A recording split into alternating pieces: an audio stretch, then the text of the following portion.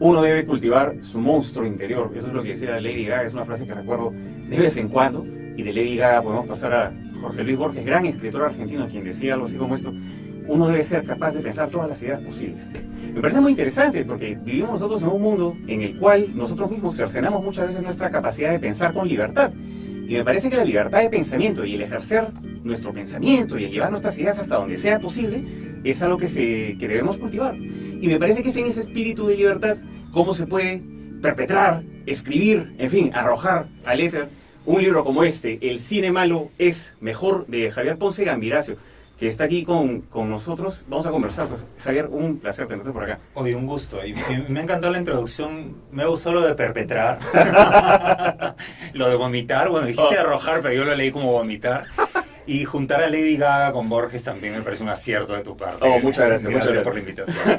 Bueno, si yo te dijera, para una persona que no lo ha leído, para una persona que todavía no se ha enterado de este libro, repito, se llama El cine malo es mejor, ¿cómo se lo venderías? ¿Cuál sería la sinopsis? Porque además esto es una suerte de película que está escrita, ¿no? Pero es como una película. ¿Cuál sería la sumilla, la sinopsis de la Bueno, libro? Es un libro transgénero, ¿no? Es un libro que tiene de película y tiene de novela. Es un personaje que cuenta una novela en la que un psicólogo junta a 5 de sus pacientes que han sufrido discriminación, 5 tipos de discriminación distinta.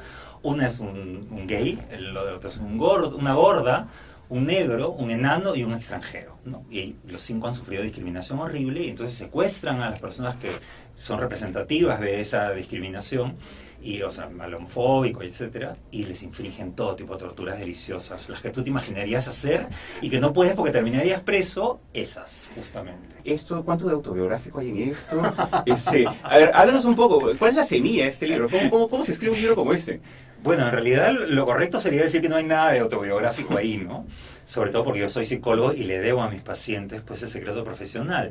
Obviamente ninguno de mis pacientes aparece ahí ni nada de lo que me han contado. Son pacientes inventados, pero están basados en gente que sí conozco, pero fuera de terapia, ¿no? Claro. Es más, uno de los pacientes ahí, el que es gay, soy yo.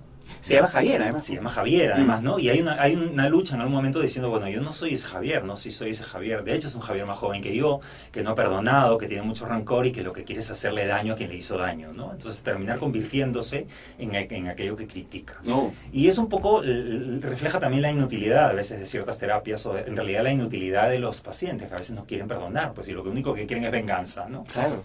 ¿Te interesa lo incorrecto? Totalmente, pues, ¿no? Porque además la corrección se está convirtiendo en una especie de corsé islámico en el que te impiden hablar y decir cualquier cosa, y entonces ahí aparecen los eufemismos para tratar de disfrazar las cosas. Entonces, claro, al negro no le dicen negro, sino afrodescendiente. ¿Cómo que afrodescendiente? O sea, igual lo estás definiendo a partir del color de su piel. Es una cojudez decir afrodescendiente, o decir persona de baja estatura. Es enano, pues, ¿no? O decirle persona de talla grande, pues no es gorda, pues, ¿no? Entonces, que son las palabras además que aparecen en el discurso mismo sí, claro, o sea, del libro. Todos los personajes en realidad están un poco desquiciados, no tienen ningún tipo de freno, y ahí se dice todo lo que uno no podría decir fuera de ese libro, ¿no? Ninguno de los libros que he escrito los he pensado para publicar, entonces también los escribo con toda la libertad que podría tener una masturbación, ¿no? Simplemente tú lo haces y con la conciencia que nadie te está mirando, y con toda esa libertad te permites lo que te dé la gana, ¿no? ¿Sabes? Muchos escritores, por ejemplo, Mario Vargas Llosa ha comparado también la escritura con la masturbación, por supuesto, ¿no? Porque tiene un asunto reiterativo en el estar buscando la palabra justa. Digamos que es un poco también en esa dirección en la cual tú estás escribiendo, estás divirtiéndote mientras lo haces, festejando tus propias oraciones. Sí, me estoy divirtiendo. Yo no he buscado la palabra justa porque me parece que uno no puede perder tanto tiempo en buscar palabras justas, ¿no? Este libro fue pensado también, escrito para gente que no tiene la costumbre de leer. Interesante. Para gente que no se acerca a la literatura, porque lo que estamos acostumbrados es a leer, pues, Vargas Llosa, Paco Yunque. Entonces, claro, vienen unos textazos súper aburridos y la gente sale corriendo con lo que le ponen en el colegio para leer. Pero de pronto se encuentras con un texto que se ha actualizado en los formatos, actualizado en el lenguaje, y te está hablando con los formatos y las referencias que la gente maneja hoy. La gente hoy maneja referencias audiovisuales. Se ve muchos videos, mucha televisión, mucho cine, mucho Netflix. Entonces, claro. No incluir ese nuevo formato dentro de la literatura me parece un error. Respeto de que los otros escritores sigan tratando de copiar lo que se hace 50 años. pero no es mi decisión, ¿no? Yo tiendo a estar de acuerdo contigo, porque desgraciadamente sigue siendo una realidad que muchas veces los chicos en los colegios leen libros con los cuales les resulta difícil conectar. Básicamente, bueno, entre otras cosas, porque han sido escritos hace mucho tiempo y los códigos suelen cambiar muy rápido, entonces les resulta difícil un poco empatar con eso, ¿no?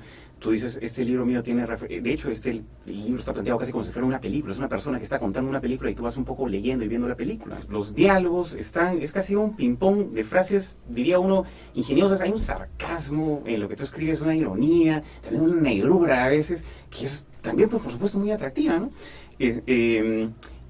¿Cuánto tiempo estuviste dándole vueltas a esta idea para que finalmente llegara a ser este libro que tengo entre las manos ahorita? Bueno, yo me lancé a escribirla y en el camino fue apareciendo un poco darme cuenta de qué estaba hablando, ¿no? Me di cuenta que estaba hablando de la discriminación, que los cinco personajes, las 5 discriminaciones eran muy parecidas.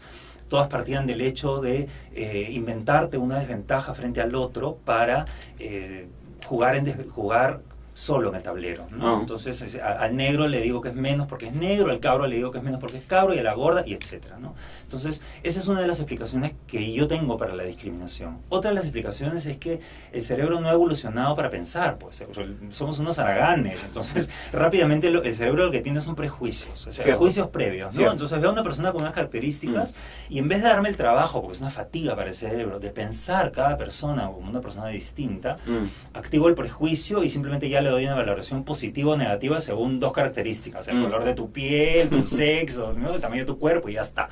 Y entonces me ahorro el hecho de pensar, porque definitivamente no hemos evolucionado pensando, hemos evolucionado simplemente huyendo, actuando y reaccionando, ¿no? Sí. Entonces el cerebro es, contrariamente a lo que todo el mundo piensa, un órgano flojo, un órgano haragán. Entonces en realidad tenemos ahí arriba a una especie de personaje bien detestable, ¿no? Claro. Y como lo dices tú, usamos muy poco actualmente en nuestra mente y en nuestro cerebro, ¿no? Los pensamientos que producimos incluso a veces son reiterativos, repetitivos. Bueno, todo eso tú lo debes saber, por supuesto. Sí, y además incluso todas las respuestas que damos a lo políticamente correcto también son respuestas que decimos, ya, esto es lo que se dice en Facebook, y entonces lo repito. Claro. Y parte de lo que hacen los personajes es un poco desvestir y desmentir todo lo que tenemos, lo que nos hemos dado por cierto, ¿no? Todo el mundo da por cierto que está muy bien cuidar a los animales, pero ¿no te has puesto a pensar que en realidad todo ese dinero lo podrías destinar a los niños que tienen realmente necesidades apremiantes? Pero nadie se pone a pensar, ¿no? ¡Ay, qué lindo el perrito! Entonces hay un montón de cosas que son cojudeces que nadie piensa y todo el mundo repite, porque somos flojos, pues. Nuestros oyentes entonces lo sabrán ya se habrán dado cuenta que Javier es un provocador, lo cual por supuesto me parece fantástico. Y regresemos, porque insisto, me interesa mucho la parte creadora, ¿sabes? ¿En qué momento, si es que hubo algún momento, te diste cuenta que te ibas a dedicar al arte? Porque finalmente eso es lo que estás haciendo, ¿no? Eres psicólogo también, pero eres muy prolífico, haces cine, haces libros.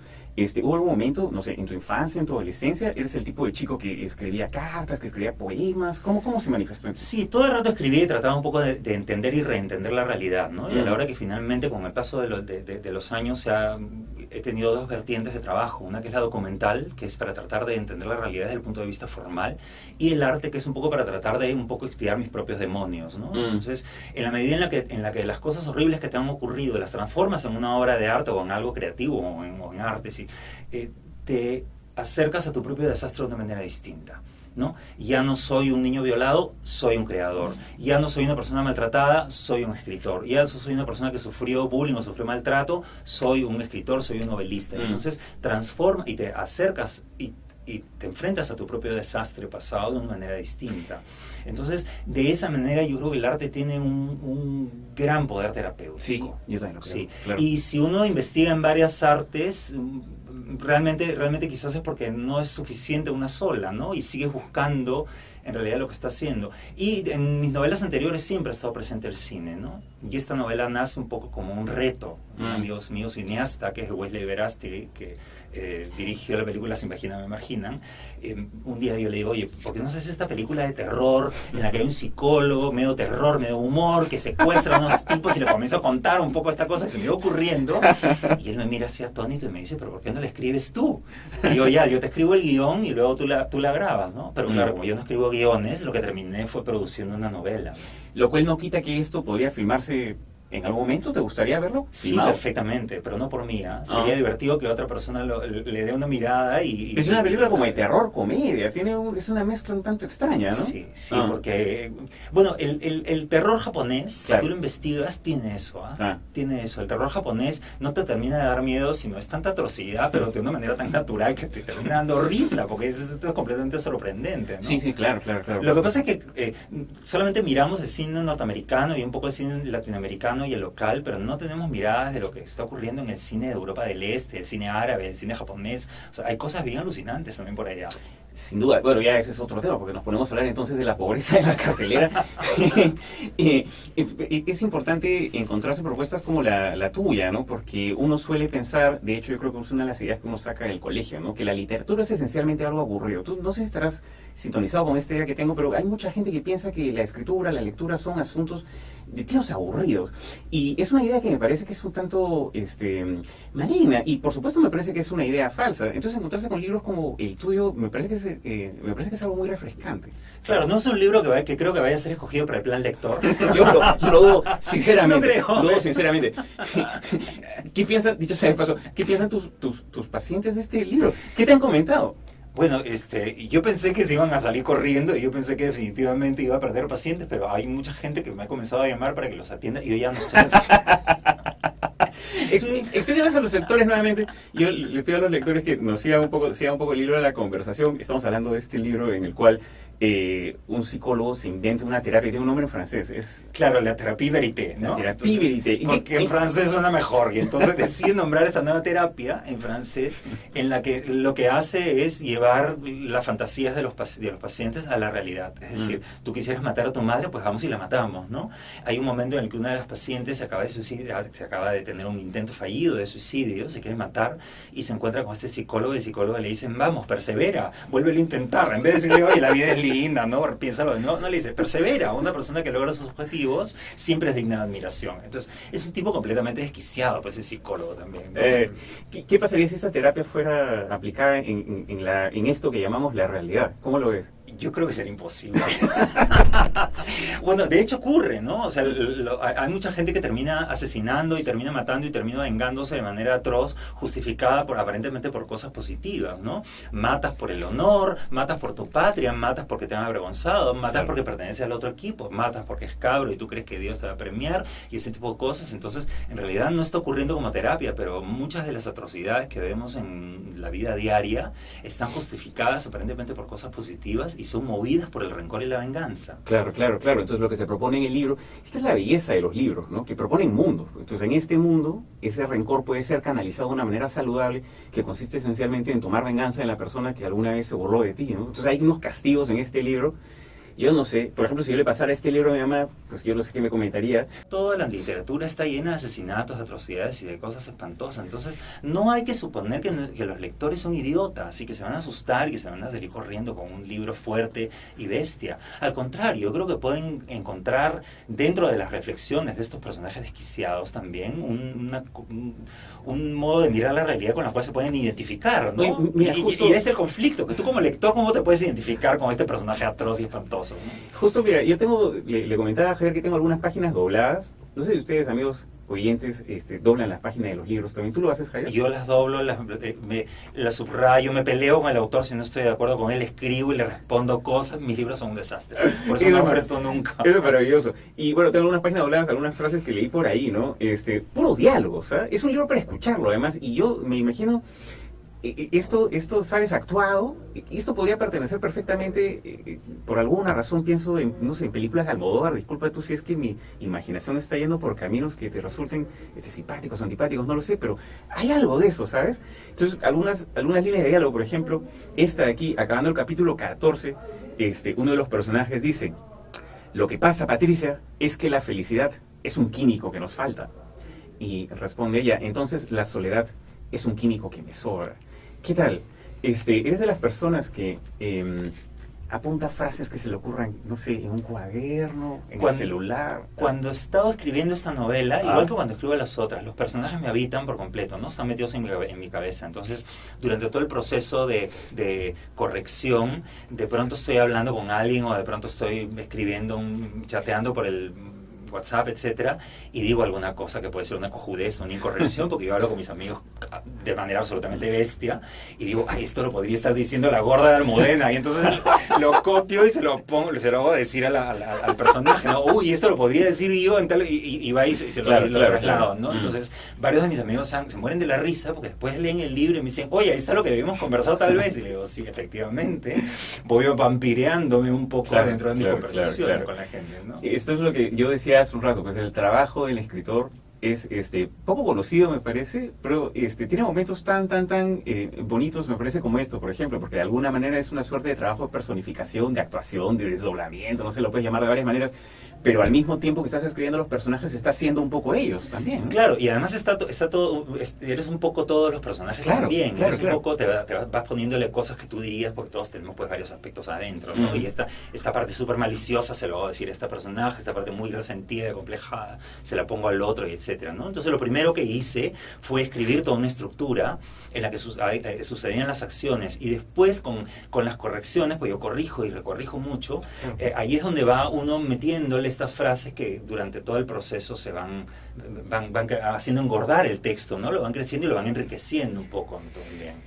El cine malo es mejor, es la última novela que ha publicado Javier Ponce Gambirazo, y bueno, si ustedes se quieren divertir y sentirse culpables por estarse divirtiendo, pues este es el libro que yo les recomendaría ciertamente. Sí, además se lo podrían comprar a su padre, ¿no? Como es el Día del Padre. Claro, no hay nada más bonito que regalarle una sonrisa a su papá, y por supuesto el padre se va a asustar, pero estoy seguro que se va a cagar de la risa también. Entonces, feliz Día del Padre, como decía una vez mejor. Javier, un gran gusto que hayas estado por acá, muchas gracias. A ti muchísimas gracias.